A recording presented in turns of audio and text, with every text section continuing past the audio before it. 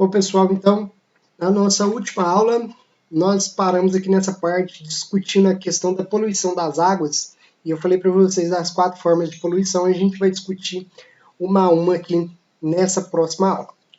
Olha só, a poluição térmica, que foi aquela que eu chamei a atenção para vocês, ela não vai afetar a potabilidade da água, só que ela é uma fonte poluidora, né? Toda vez que joga algo com uma temperatura elevada no manancial, isso eleva as temperaturas da água, e a gente já estudou isso, que altas temperaturas reduz a concentração de oxigênio disponível para os seres vivos que ali vivem.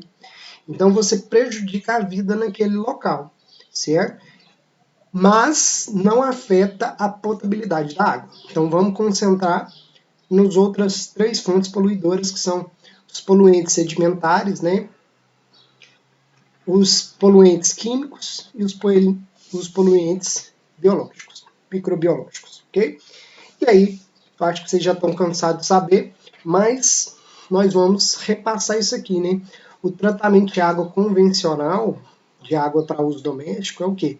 Captar essa água, e na hora que faz essa captação da água, a gente tem esse bombeamento através de tubulação. Nessa tubulação já tem uma grade que faz a retenção de impurezas de grande porte, né?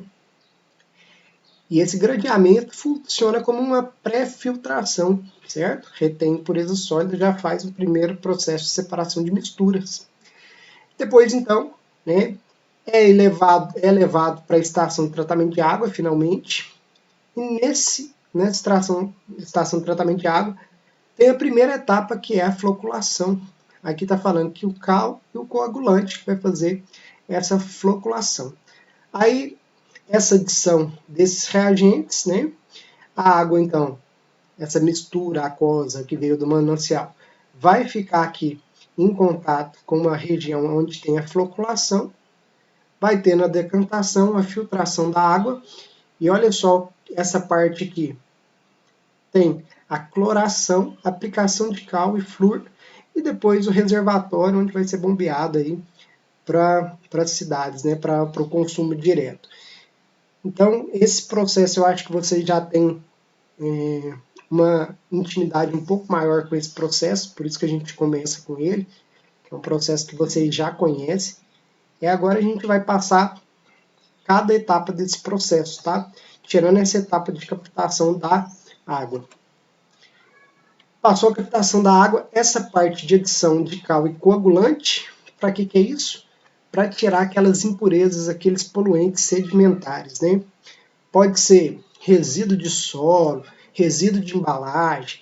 Essa poluição sedimentar, ela é uma poluição visual, né? A gente consegue visualizar boa parte dela a olho nu, ok?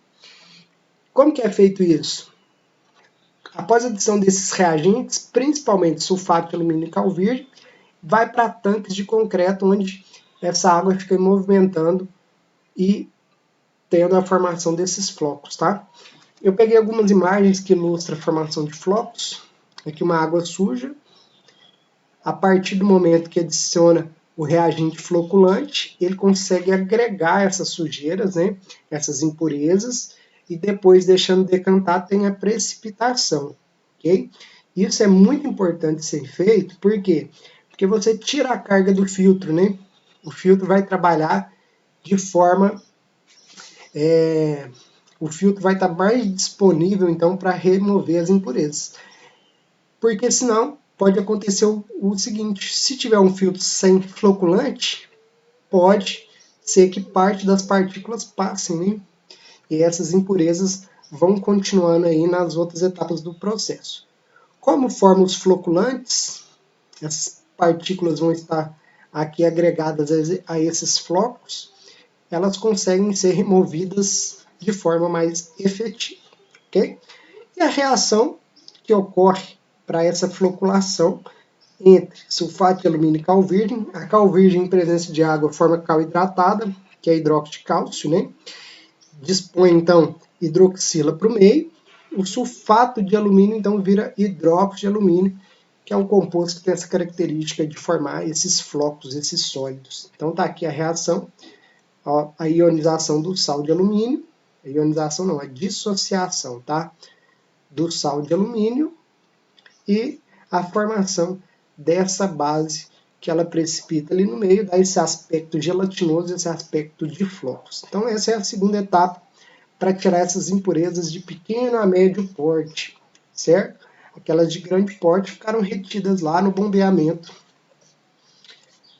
A decantação, então, é a hora de separar esses flocos. Olha só esse esquema aqui desse decantador horizontal, que é o mais comum. Esse decantador aqui horizontal, ele é feito da seguinte forma. A água com o floculante, ela entra na parte de cima, lógico, né? Tem essa parte para ocorrer essa floculação, que chama zona de turbilhonamento. Os flocos vão depositando no fundo, precipitando, né, decantando, e depois esses flocos são tirados aqui nessa descarga de lodo. Então é a parte aqui engenhosa do decantador, não é simplesmente um tanque onde você deixa de repouso e essa sujeira vai acumular no fundo, não, né? Tem que ter esse sisteminha. E é lógico que se for para a quarta etapa do tratamento de água, o bombeamento tem que ser na parte de cima, na saída para o filtro, né? Para evitar que parte do lodo passe para as próximas fases. Okay? Então essa etapa aqui já tira grande parte dessas impurezas sedimentares. Certo? Falta duas impurezas ainda, lembra? Os poluentes, faltam os biológicos e faltam os químicos, né? Na filtração, o filtro pode ser de dois formatos, né? Aqui vai ser nesse formato areia e seixo, seixo é cascalho, tá? Ou com a utilização de carvão. Utilizar carvão é interessante porque o carvão ele consegue adsorver algumas impurezas que causam coloração, odor para a água, ele consegue reter isso. Boa parte das impurezas químicas são absorvidas dessa forma, elas vão ficar adsorvidas aqui nesses materiais do filtro, tá? Essas impurezas químicas. Quais são as impurezas químicas? Pode ser resíduos de fertilizante, que acaba indo aqui para esses mananciais, resíduos farmacológicos, que é muito importante, né? São muito importantes esses resíduos farmacológicos, resíduos de combustíveis, né? Derivados de petróleo, de cosméticos e por aí vai. Essas substâncias orgânicas, elas são de grande importância, né? E hoje está tendo muitas pesquisas que principalmente ficam avaliando qual que é a efetividade do tratamento de água para eliminar essas impurezas. Já tem pesquisas mostrando em cidades grandes, né, a concentração de hormônio na água potável é muito grande. Isso é um indicativo que o processo de tratamento de água não consegue eliminar bem essas impurezas químicas, ok? Então, atenção redobrada para esse tipo de impurezas.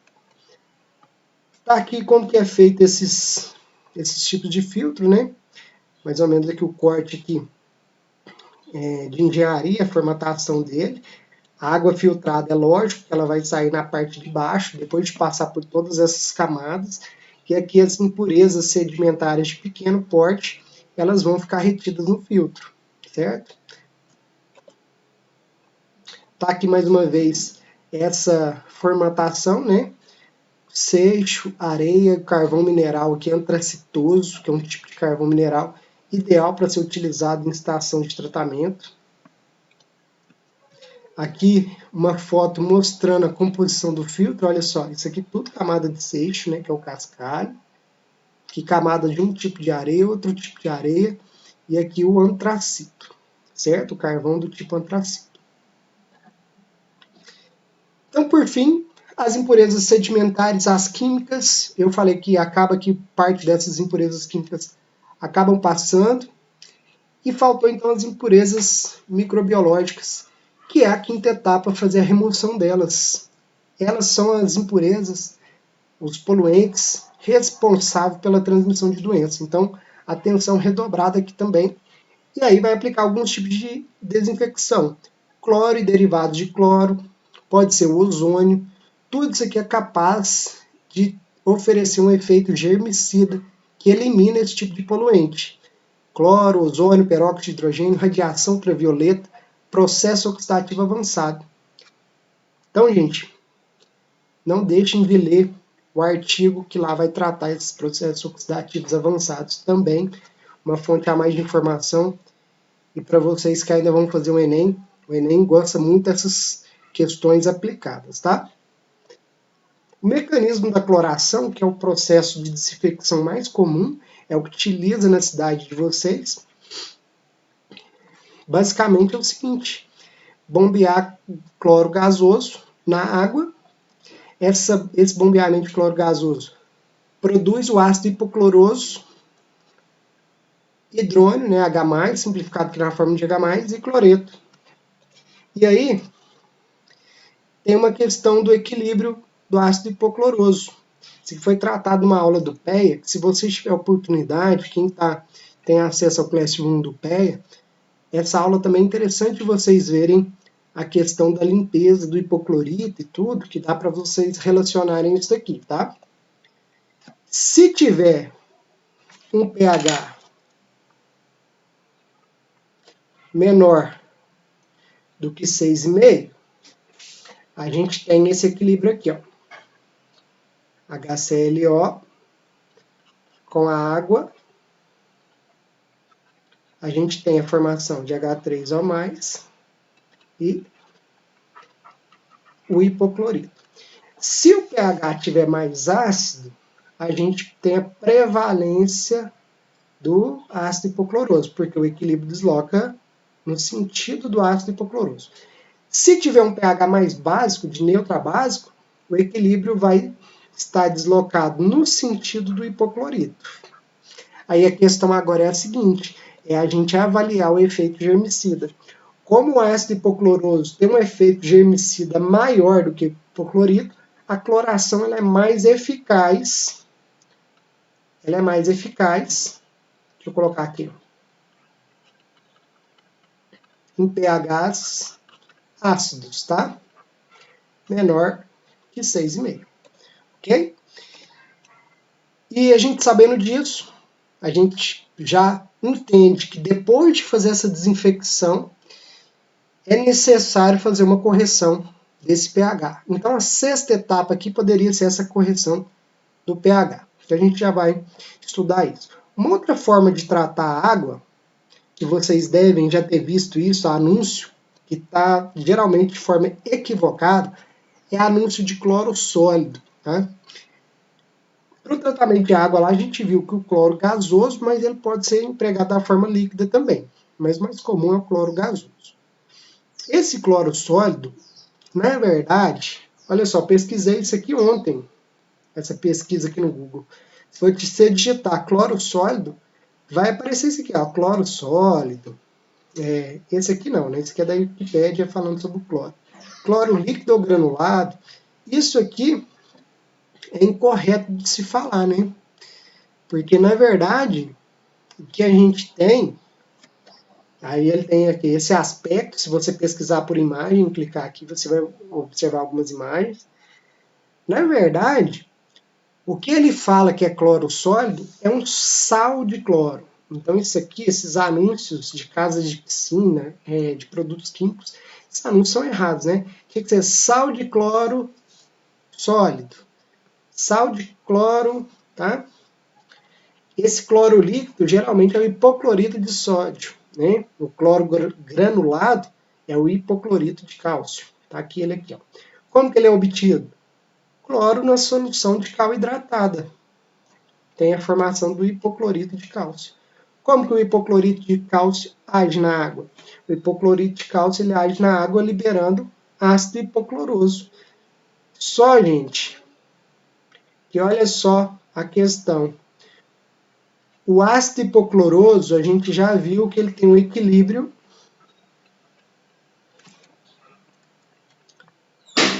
Ele tem um equilíbrio em que, aqui eu vou simplificar, né? pode prevalecer o hipoclorito ou o ácido hipocloroso. Como o pH do meio aqui é um pH básico, quem prevalece no meio é o hipoclorito, que é menos bactericida do que o ácido hipocloroso, certo? Então, uma questão importante aqui de ser ressaltada com vocês. Essa correção do pH, a gente utiliza cal ou barrilha. A cal, eu acho que isso aqui, eu já disse isso, né? Cal em água, ela é um óxido básico, né? Ela produz hidróxido de cálcio que é capaz de neutralizar o excesso de H+, lá da etapa da cloração. A barrilha, nós vamos ver o processo industrial de fabricação da barrilha ainda, ela tem a capacidade, né, de sofrer uma hidrólise básica, né? Essa reação de hidrólise é capaz de absorver, então, esse ânion é capaz de absorver o H+, em excesso, formar o ácido carbônico, que é um ácido fraco, que é capaz de ser degradado em CO2 e água, né? Isso aqui seria representado de uma forma melhor, na forma de equilíbrio, tá? E esse CO2 aqui, como é gasoso, ele vai removendo aqui dessa solução, né, aquosa, e o equilíbrio, cada vez que o CO2 gasoso vai saindo, vai deslocando mais para a direita, então, e consumindo mais H+. Uma forma de corrigir o pH. Por fim, é comum aplicar flúor para prevenção de cárie na população. Só, gente, que você colocando flúor, né, de forma aqui tem os parâmetros certos, né, a quantidade correta, máxima de flúor que pode ter na água, só que a gente ainda não sabe qual que é o real efeito nisso a longo prazo, né? Que tem pesquisas, por exemplo, eu peguei aqui uma pesquisa, um artigo lá de Portugal, que ele traz alguns problemas de excesso de flúor, né? Que, causando a fluorose do material aqui constituinte dos dentes, né? Essas manchas esbranquiçadas, tá? E ele também fala que esses benefícios que são já bem estabelecidos, eles têm que ser olhados com uma certa desconfiança, porque eles falam aqui que deve ser avaliado, né, que pode ter preocupações aqui importantes na questão da saúde renal e hepática. Então eles discutem que esse flúor, essa ingestão de flúor contínuo, talvez não seja ideal, certo? Seria melhor a população ter um controle um pouco mais, ter essa ingestão de flúor um pouco mais controlada, para não estar afetando a função renal e a função hepática. Tá joia? Gente, eu encerro por aqui. Desculpa o tamanho da aula, acabou extrapolando um pouquinho, mas é um assunto que a gente consegue aí abordar vários conceitos e eu achei importante trabalhar eles com vocês aqui nesse momento. Tá joia? Na próxima aula a gente vê tratamento de água para uso industrial. Valeu, gente. Até mais. Abraço.